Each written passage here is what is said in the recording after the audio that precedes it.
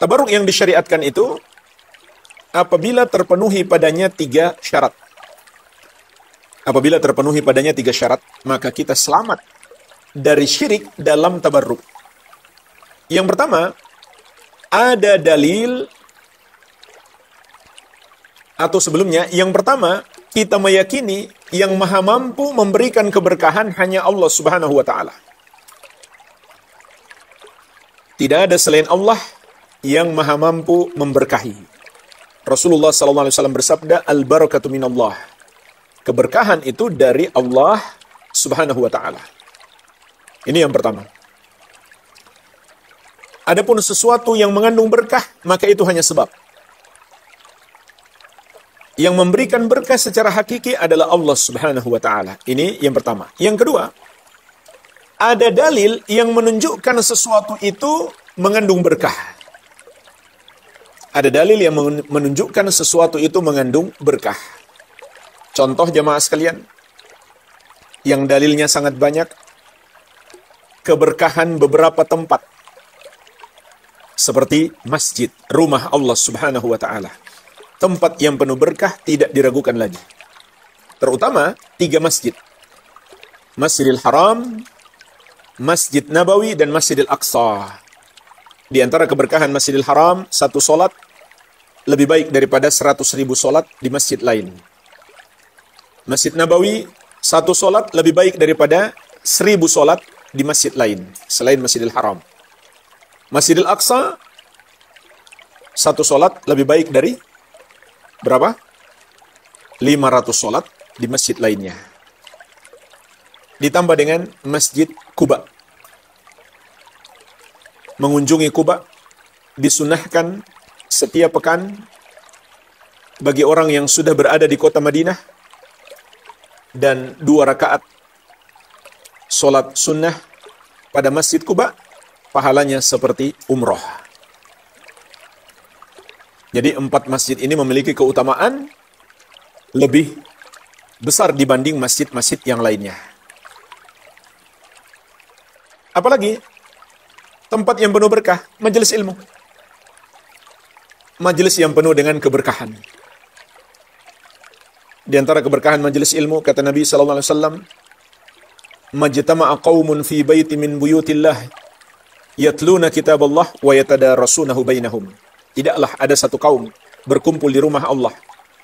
Mereka mempelajari, mereka membaca kitab Allah dan saling mengajarkannya. Illa nazalat alaihimus sakinah. Kecuali akan turun kepada mereka as-sakinah, ketentraman batin. Bukan saking tentramnya lalu dia tidur ya. Harusnya dia perhatian, semangat menuntut ilmu. Wa ghasyiyatuhumur rahmah, dan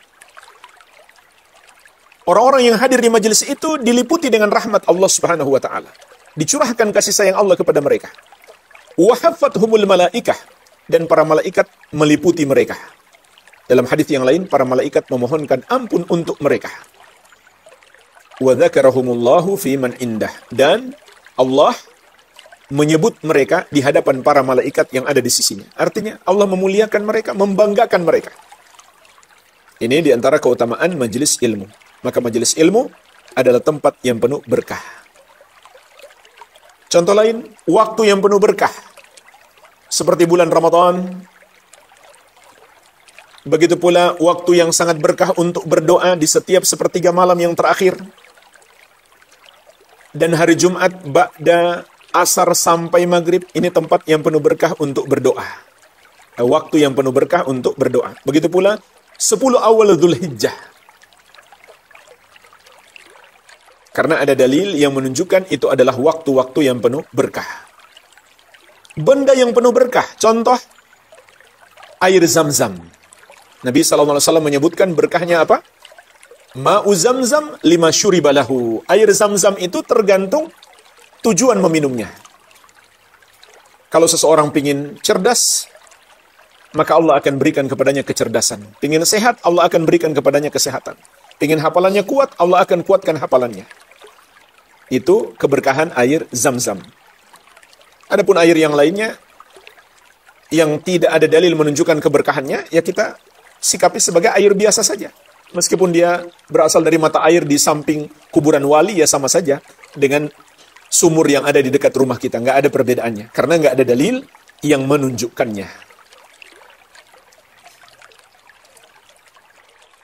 Termasuk benda-benda yang penuh berkah itu adalah bekas-bekas Rasulullah sallallahu alaihi wa ala alihi wasallam. Pakaian beliau, potongan rambut beliau, sampai darah beliau. Para sahabat mencari berkah dengannya. Sisa wudhu beliau, para sahabat berebutan. Di antara berkahnya, dapat digunakan untuk berobat.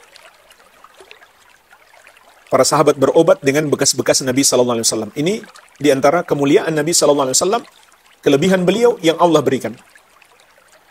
Hanya saja, ulama beda pendapat, apakah bisa dikiaskan dengan orang soleh yang lain?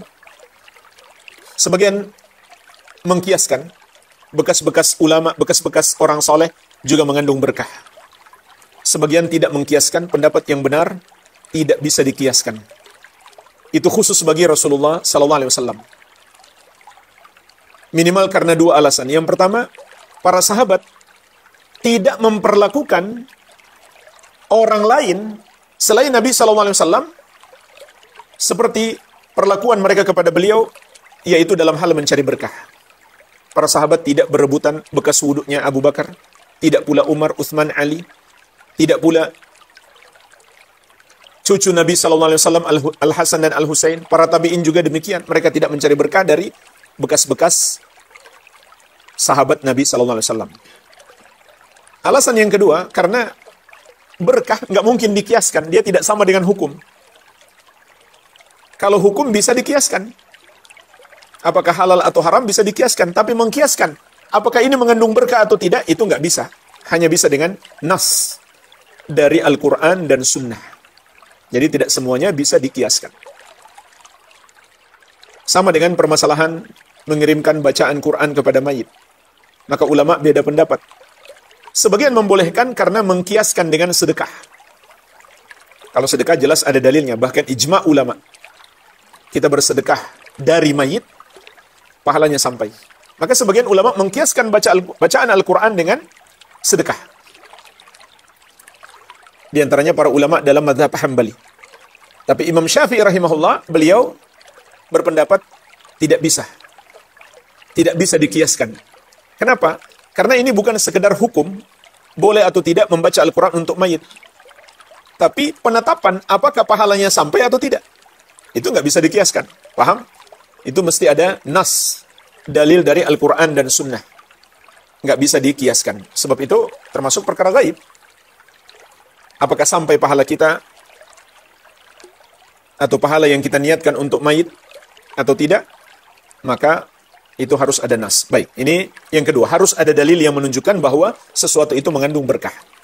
Maka termasuk benda-benda yang mengandung berkah adalah bekas-bekas Nabi Muhammad SAW. Tetapi hari ini para ulama ahli sunnah menjelaskan bahwa semua yang diklaim sebagai bekas Nabi SAW tidak lagi bisa dibuktikan. Seperti mereka mengklaim ini terompah Nabi SAW, ini pedang beliau, ini rambut beliau, ini jubah beliau. Maka itu semuanya nggak bisa dipastikan kebenarannya. Kenapa? Karena tidak ada sanad. Beda dengan Al-Quran dan hadis. Keduanya ada sanad. Sehingga kita bisa pastikan sampai kepada Nabi Muhammad Sallallahu Alaihi Wasallam apabila sanadnya sahih.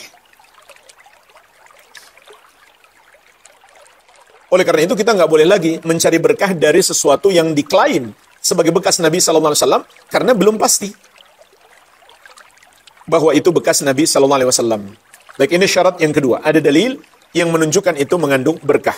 Apakah kita mencari berkah dengan tempat atau waktu atau dengan benda-benda? Yang ketiga, syarat yang ketiga, agar mencari berkah kita tidak terjerumus syirik, maka cara mencari berkahnya juga harus mengikuti dalil. Cara mencari berkahnya harus mengikuti dalil. Contoh, mencari berkah di tempat yang mulia.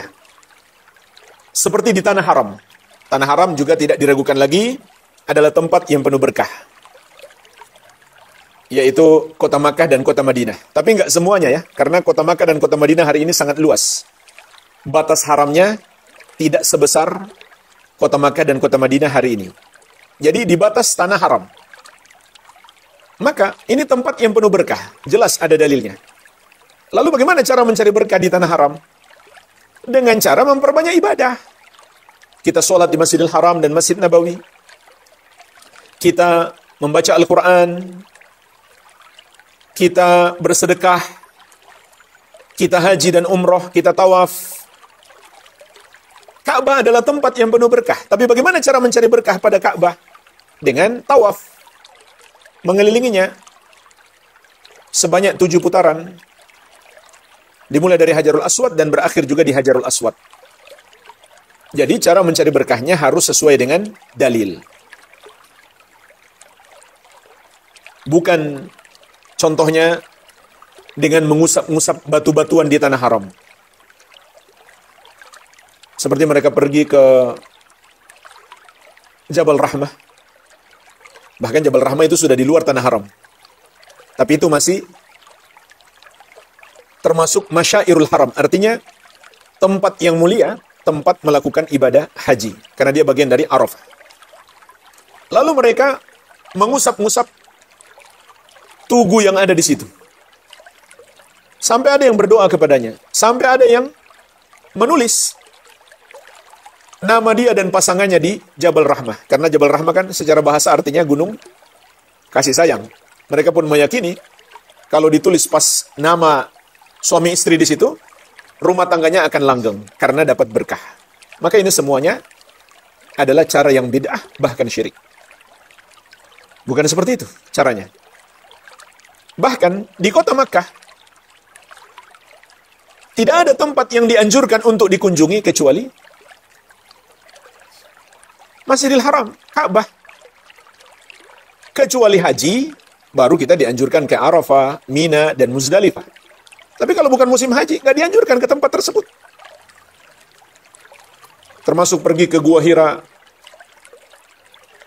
Dan macam-macam. Itu nggak disyariatkan. Hanya satu yang disyariatkan, yaitu ke Ka'bah. Untuk tawaf. Kecuali haji, baru ditambah 3 lagi. Arafah, Mina, Muzdalifah. Ke Gua Hira nggak disunahkan. Kalau mereka naik ke atas, lalu sholat di atas, karena meyakini tempat ini mengandung berkah, maka itu tidak ada dalilnya. Apalagi cuma usap-usap goa tersebut, usap-usap batunya. Ini bukan cara yang disyariatkan. Termasuk yang bikin macet di lalu lintas tawaf. Orang mengusap-ngusap suatu tempat seperti sarang burung, seperti sangkar burung, yang di dalamnya ada makam Ibrahim. Tempat ada bekas tapak kaki Nabi Ibrahim alaihissalam saat membangun Ka'bah. Itu artinya makam Ibrahim, bukan kuburannya, bukan. Lalu orang berkerumun di tempat yang melindungi makam Ibrahim itu. Lalu mereka ada yang ngusap-ngusap, ada yang cium-cium. Ini yang bikin macet lalu lintas tawaf. Mereka ingin mencari berkah darinya. Maka itu cara mencari berkah yang tidak sesuai syariat. Jadi, agar kita selamat dari syirik, harus terpenuhi 3 syarat ini untuk mencari berkah. Ini yang pertama, berkah yang... Assalamualaikum warahmatullahi wabarakatuh. Sampai jumpa kembali di World Islam Channel.